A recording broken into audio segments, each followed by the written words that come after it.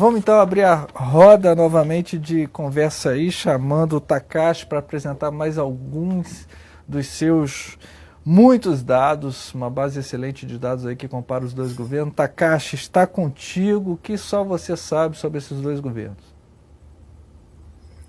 Obrigado, Vitor. Eu vou ser mais rápido aqui, porque é muita informação. Mas indo nesse bate-bola aí, a Virginia tinha comentado, durante os governos Lula foram gerados mais de 15 milhões de empregos formais, tá? Isso aí ao longo de 8 anos, é isso mesmo.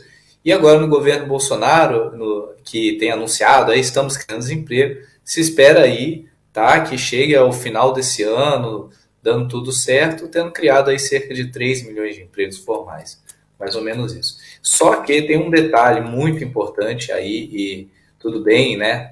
O governo Bolsonaro agora está conseguindo criar algum emprego formal, reduzindo a taxa de desemprego. Só que quando a gente vai olhar o número de pessoas fora da força de trabalho, ou seja, pessoas que não estão nem procurando emprego e nem trabalhando, tá? E aí entre elas os desalentados, né? Aquelas pessoas que queriam estar trabalhando, mas por algum motivo não podem, não estão conseguindo procurar, enfim.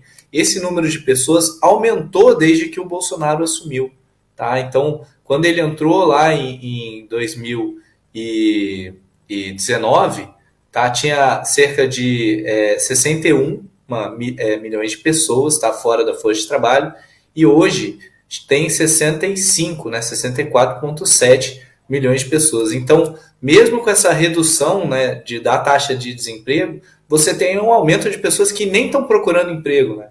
E aí a gente tem visto também nas ruas, né, um reflexo disso, né? Muitas pessoas pobres, muitas pessoas em situação miserável, pedindo comida, pedindo ajuda no desespero. É um pouco esse reflexo. As pessoas não chegam nem à condição de procurar um emprego, né? De estar procurando um emprego.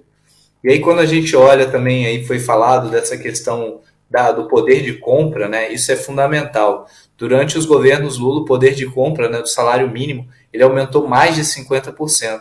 E durante o governo Bolsonaro, ele não aumentou nada, né? Não teve aumento nenhum real do salário mínimo. O salário mínimo apenas foi reajustado segundo a inflação, mas sem ter ganho real nenhum, porque a política de valorização do salário mínimo, que era uma política super importante do Lula e também no governo Dilma, e o Zé Maria já falou sobre ela foi descontinuada. Tá? E aí um outro dado, em partindo aí para esses últimos dados aí que eu queria falar, é as negociações coletivas. Tá? Então os trabalhadores aí que têm seus sindicatos, né, o caso dos petroleiros, enfim, nos anos do governo Lula, a maior parte dos anos, isso pegando todas as negociações coletivas no Brasil, tá? Mais de 80% das negociações conseguiam ter aumento real dos salários.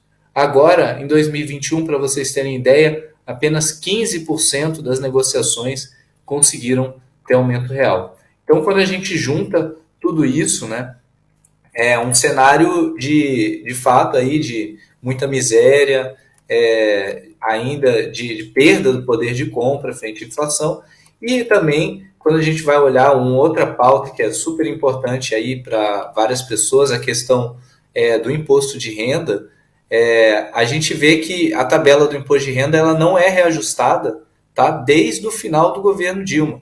Tá? Durante os governos Lula e governo Dilma, todo ano tinha reajuste da tabela do imposto de renda. Depois, a partir do governo Temer, não tem mais reajuste da tabela do imposto de renda.